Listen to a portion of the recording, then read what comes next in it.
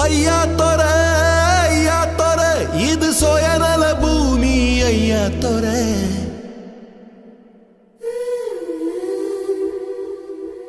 ஐயா தொர நீ சூழ்நில கைதி ஐயா தொர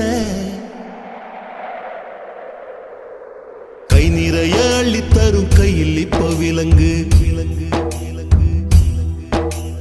வைரக்கல்ல உப்பு கல்லு தப்பு சொல்லி வழக்கு